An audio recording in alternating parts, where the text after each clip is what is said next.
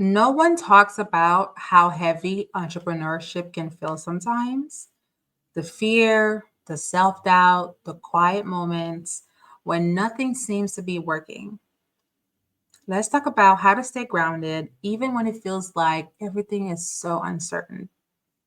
In today's video, I'm sharing how to manage your mindset and emotional energy as a new entrepreneur. Because what you build on the outside start with how you lead yourself on the inside. Welcome back. I'm Loudwine and I help women launch and grow profitable businesses with clarity, strategy, and structure. And part of that structure isn't just systems, it is emotional sustainability. In this season, if this season has tested you emotionally, hit the like button and drop a comment. Tell me what's been your biggest internal struggle as a business owner. Stick around because I'm going to give you 3 grounding habits you can implement this week to feel more focused, stable, and in control, no matter what's happening externally. First thing first, let's talk about the emotional weight of entrepreneurship. No one prepares you for the identity shift that comes with launching something of your own. Sometimes it takes days, sometimes it takes months or years to fully see yourself as a different person. You are literally having to take courage and show up differently than everyone knows you. They will more likely mock you for trying to become someone else. You're about to become someone they've never met before. And they will feel like, oh my God, you're changing. But guess what? You're supposed to change. You can change to become a better version of yourself, or you can become a leader. You know how scared people are of leaders? Because they will start realizing that they're not a leader, they're a follower. And sometimes that can hurt somebody's ego. So you're going to have to deal with new haters because you're hurting their ego because they feel like, who told her she could be a leader? Who told her she has a right to become who she says she's gonna become? Who are you, girl? I know you from right away. I've always known you to be just a simple Christian girl. I've always known you to be just a loudmouth at the party. Now you want to be a realtor? Now you want to be an accountant? Now you want to be a designer? Now you want to be a public speaker? Who are you? That identity shift into becoming someone that you want to be known for, that is different from what you've been known as, it's going to take a whole lot. A whole lot. When you're no longer just a doer, you are now a decision maker.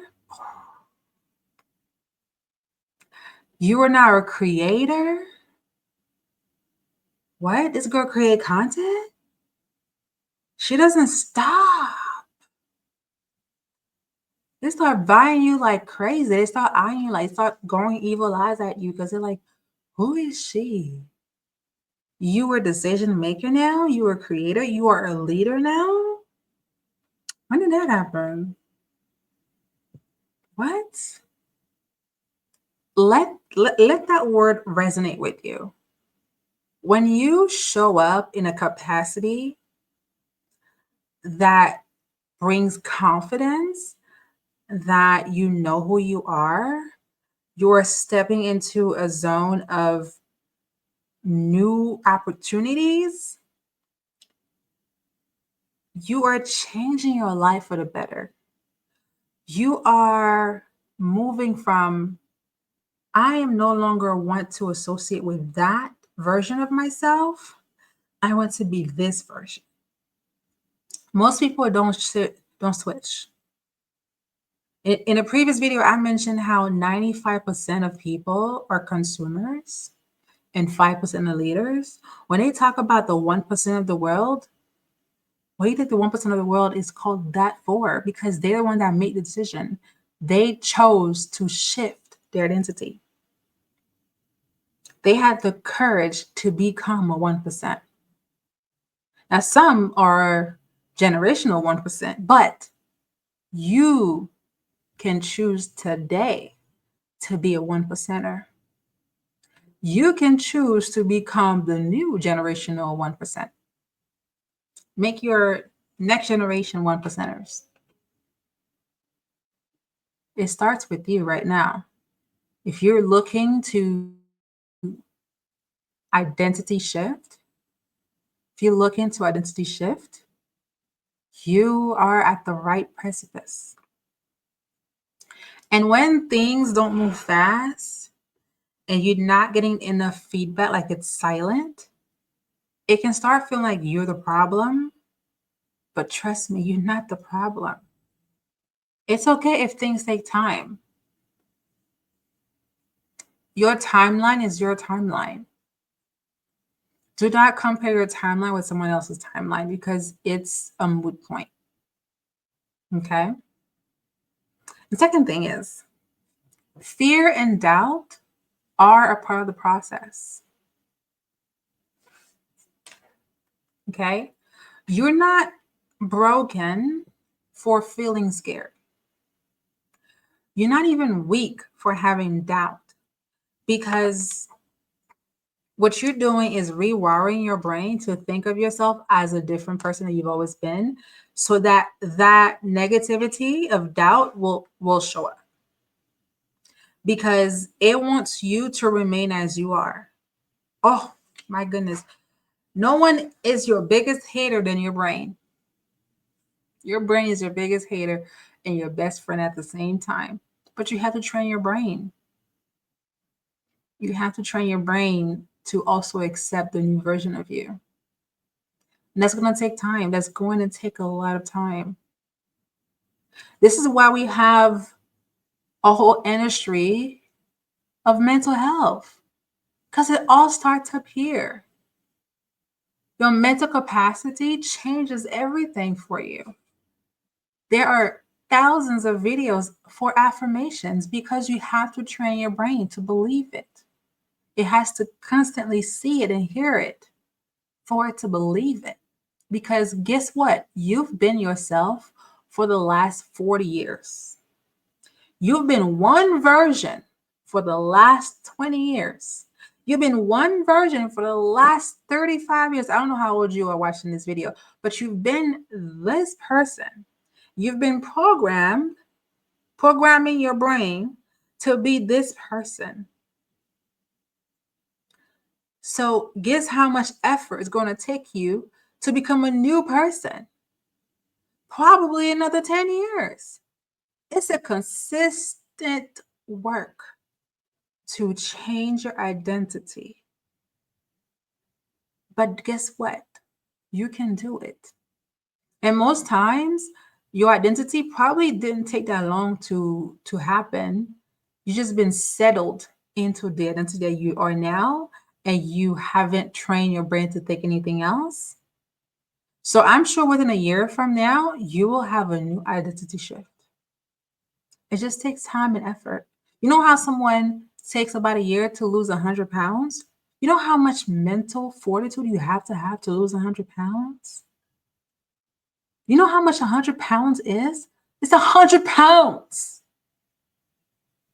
A dumbbell is 15 pounds. I have a hard time lifting it. Can you imagine 17 times more that?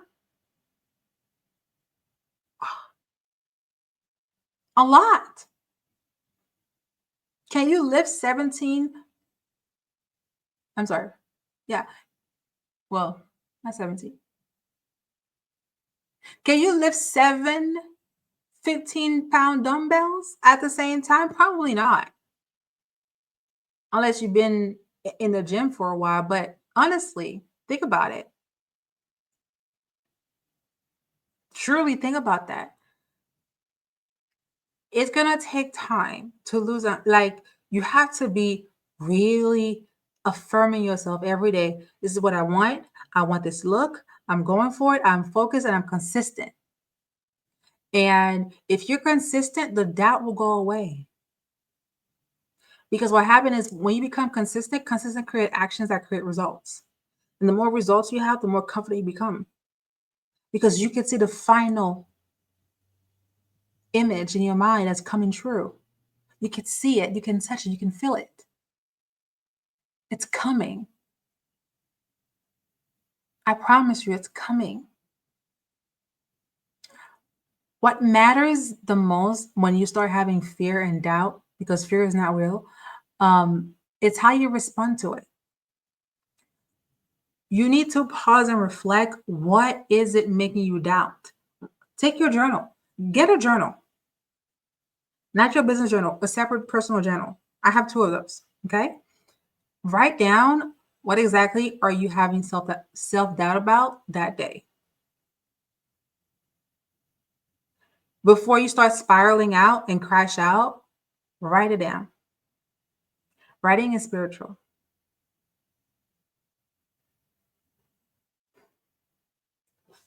Okay.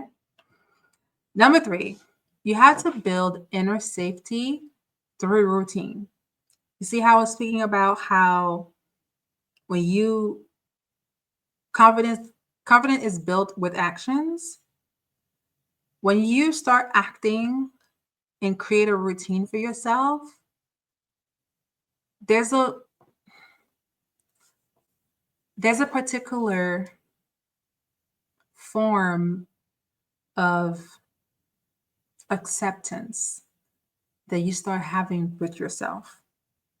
It's like, wow, I can really do this. It's not all in my head. Like I truly can do this. You know, when you felt like before you started that you needed other people to help you, and as you keep doing it yourself because you realize no one's coming to save you, and as you keep doing it, you realize I all I needed was me. All I needed was me.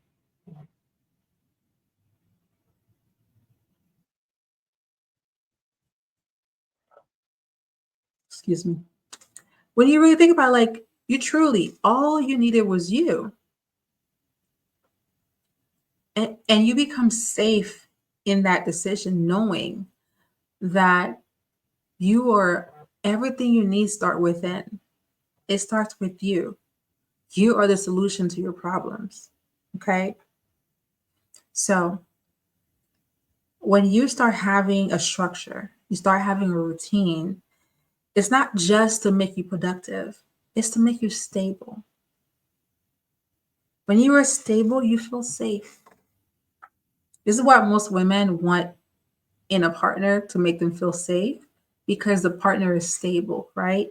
But you know what's more rewarding for us women is when we make ourselves feel stable and safe. When we're safe and stable, our house is no longer a mess.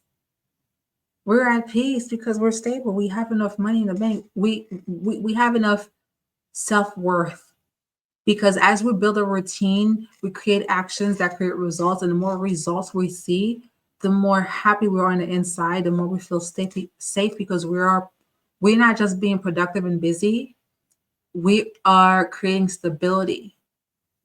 When we create stability, the mind start to adjust to the new stability that you're creating. So I have routines that help me feel grounded. So I have my morning routine, I have my CEO routine, and I have my boundaries. Okay. My morning routine is I journal, I walk for an hour, and sometimes I meditate. Now, I mean, I meditate every day, but I will do it, right? I have a skincare routine. I have a full get out of bed, make the bed.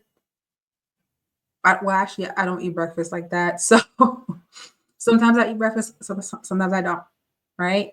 That's not a priority for my routine. However, it can be for you, right? So you clarify the morning routine. Over time, you will tweak it to your liking, but it will be set after a while. Within a year from now, your morning routine will be set. Okay. Your CEO routine. So you decide what that is, right? Your CEO routine can be something where like you have something you do every single as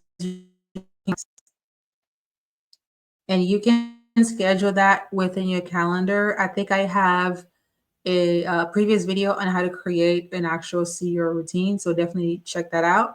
But honestly, this is how you check in with yourself before you check in metrics. Okay. And the last thing is boundaries. It could be digital or personal. So you can unfollow, mute, log off when comparisons start creeping in. Um, or you don't go out and spend unnecessary money, or you don't take phone calls after 6 o'clock. Those are all boundaries, right?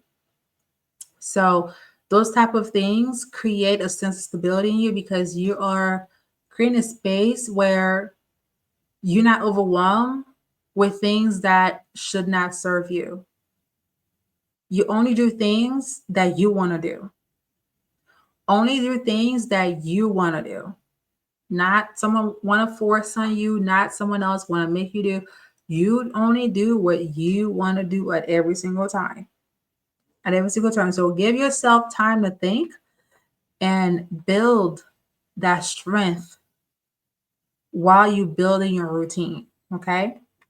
Next thing first, feelings are not facts, but they are data.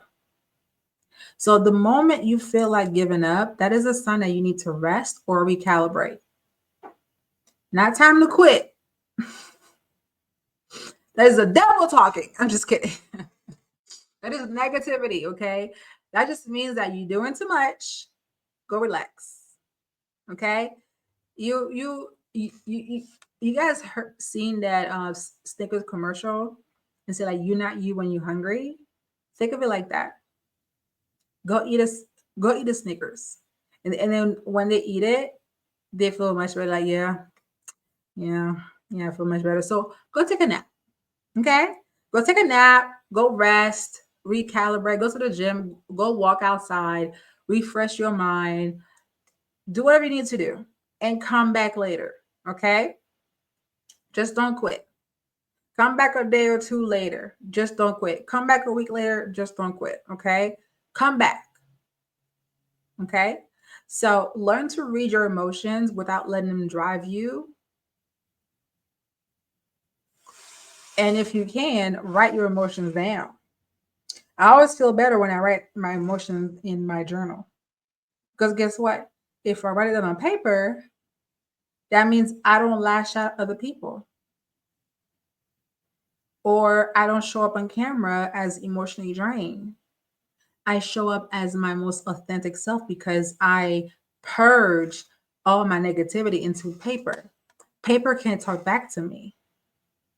Paper can cuss me out if I cuss them out. Paper can't cry back to me. Okay? Paper cannot leave negative comments on my posts. So if I ever feel like crashing out, I'm going to crash out on paper. Okay? So